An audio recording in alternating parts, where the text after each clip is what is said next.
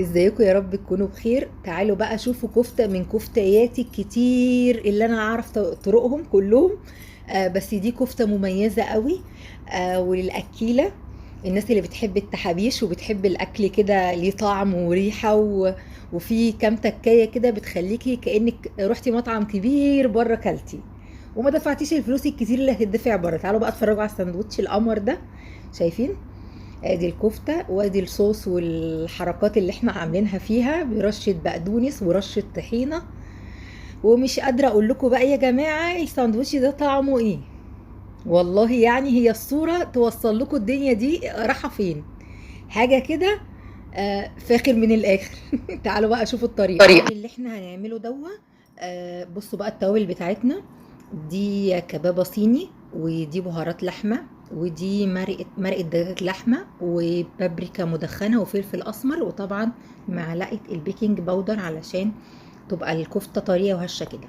نص حزمة بقدونس مقطعينها رفيع جدا. هرسة شطة دي اختياري. ادي 3 فصوص توم مفرومين، وبصلتين صغيرين حجمهم صغير قوي فرمينهم ناعم جامد جدا. وده كيلو الا ربع معايا لحمة مفرومة. فيها نسبة دهون قد ايه يا شيماء؟ يعني 20% 25% بالكتير قوي دهون. هنحط بقى الكلام ده كله مع بعضه، وهنظبط الملح بتاعنا، وهندعك الكلام ده كويس جدا كأننا قلنا ايه بنعجن الكفتة اما بنمسكها نعمل تجانس الكلام ده كله مع بعضه. بنعمل ايه؟ كأننا ماسكين حتة عجين كده وشغالين فيها. بصوا بقى على اللي انا هعمله ده، وخلي بالكم الخلطة اللي احنا بنعملها دي ايه. هنا حطيت قد 4 5 فصوص توم مفرومين، ومعاهم معلقتين كده هريسة شطة محترمين اهو زي ما انتم شايفين كده. دي بقى السر اللي احنا هنعمل بيه النهارده الكفته دي. ادي نص معلقه كزبره، وزيها نص معلقه كمون، وبهارات مهرندي اللي انا بحطها اختياري. وهنحط شويه خل قد معلقه ونص معلقتين خل اهو بالشكل اللي انتم شايفينه ده. وهنفرم الكلام ده، هو كده كده مفروم بس هنفرمه فرمه ناعمه. وهقول لكم الدقه الجميله دي احنا هنعمل بيها ايه. دي بقى السر بتاعنا كله اللي هنشتغل بيه النهارده.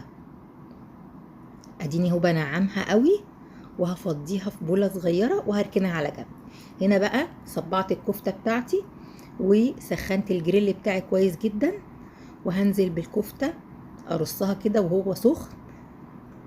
ومش هحط لها اي ماده دهنيه او اي حاجه. هي الكفته اما تسخن هتنزل السمنه والميه بتاعتها اهو. انا مش مجريه لكم اي حاجه، حتى في الفيديو مش طويل قوي، ومش عارفه كام دقيقه كده، 5 ولا 6 دقايق. بس انا مش مجريه لكم حاجه اهو. رصيت الكفته. على فكره كميه الكفته اللي انتوا شفتوها دي كلها انا عملتها، ده نصها، ونصها اتحط في طبق اتفرز في الفريزر. هقلبها بقى على كل اتجاه لحد ما تاخد اللون اللي انتوا شايفينه ده. هفضل ايه على كل اتجاه كده اظبط صوابع الكفته عشان تستوي كلها، واضمن انها مستويه 100%. وطبعا هتشوفوا دلوقتي انا عامله ايه. طبعا جبنا بصلايه كبيره قطعناها جوانح. جبنا كام قرن فلفل كده رومي، ومعاهم قرن فلفل حار. وايه تاني يا شيماء؟ وطماطميتين صغيرين قطعناهم. وهقول لكم هنعمل ايه بالكلام ده.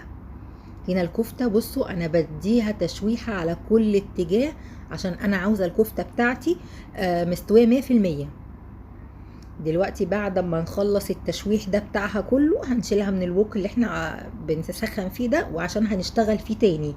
بس هننزل بمعلقتين زيت اما نشيل الكفته، لان زي ما قلت لكم نسبه الدهون في الكفته عندي مش عاليه، يعني 25% بالكتير قوي. فما نزلتش الدهون اللي هي. انتي لو يعني عامله اللحمه المفرومه بتاعتك نسبه الدهون عاليه فيها، طبعا هيبقى فيه نازل منها زي سمنه كده او زي زيت. فاما تشيلي الكفته هيبقى فيه ماده دهنيه في الجريل اهو. هنا انا بقلبها على كل اتجاه. بصوا على الاربع اتجاهات لصباع الكفته، مش مخليه حته فيه مش متشوحه، ومش مجريه لكم اي حاجه.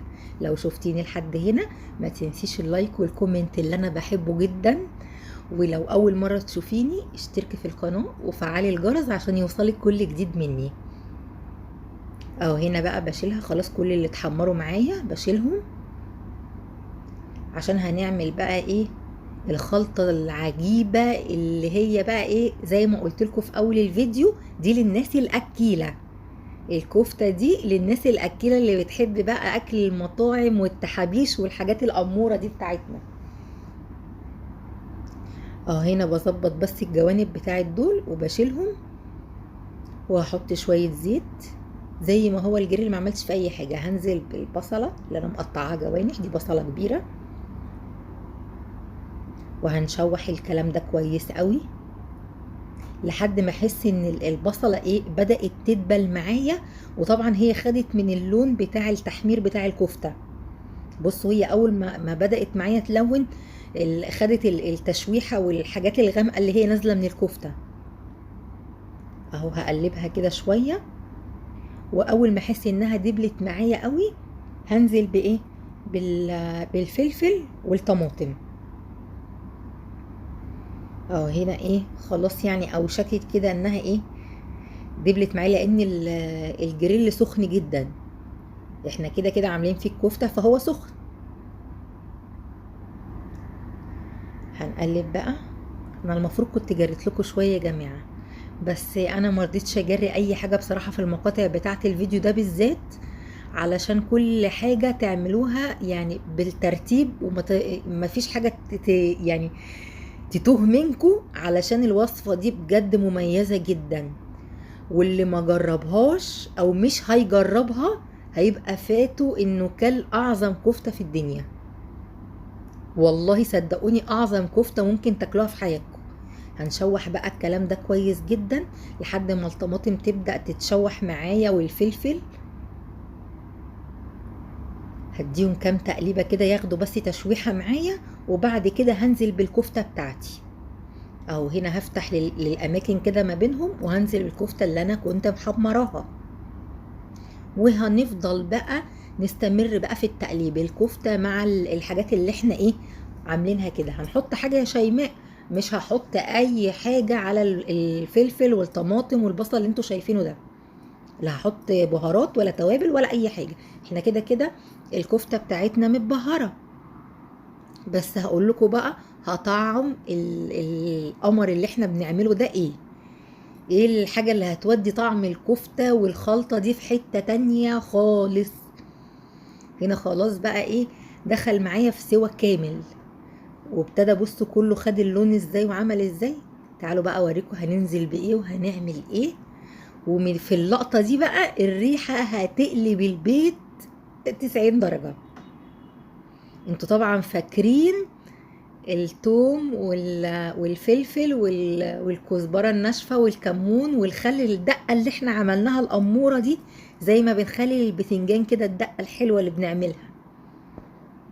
بصوا خلاص كده هو كله كده استوى معايا خالص. بصوا انا اي حاجة حتى بشوف في حاجة ماسكة في الجريل او حاجة ناشفة، هننزل بقى بالدقة القمر دي. حرفيا هتقلب لكم ريحه المكان، هتحسوا كده ان انتوا مش عاوزين تقلبوا، عاوزين رغيف وتمد ايديكم في الجريل. اهو هقلبها تقلبتين، هي خلاص كده جهزت معايا، هي تقلبتين بس الريحه تظهر وهنغرف الكفته بتاعتنا. طبعا انا عملت سلطه طحينه ما صورتهاش لان انا عملتها معاكم كذا مره. هنا خلاص هطفي البوتاجاز بقى وهنبدا في الغرف. شايفين انا عاوزه اقول لكم الحاجات اللي جنب الكفته دي هتتاكل قبل الكفته، حرفيا هتتاكل قبل الكفته. بكام رغيف بلدي كده، كان نفسي بصراحه في عيش شامي بس ما كانش عندي. دي بقى مع عيش شامي مش قادره اقول لكم على الحلاوه. اهو ده اللي انا عملته، بوريكم اللي انا عملته ايه كله. ورشينا بقى رشه بقدونس كده نزين الطبق ونديها ريحه وطعم حلو. اتمنى وصفاتي تكون بتفكوا. شرفتوني.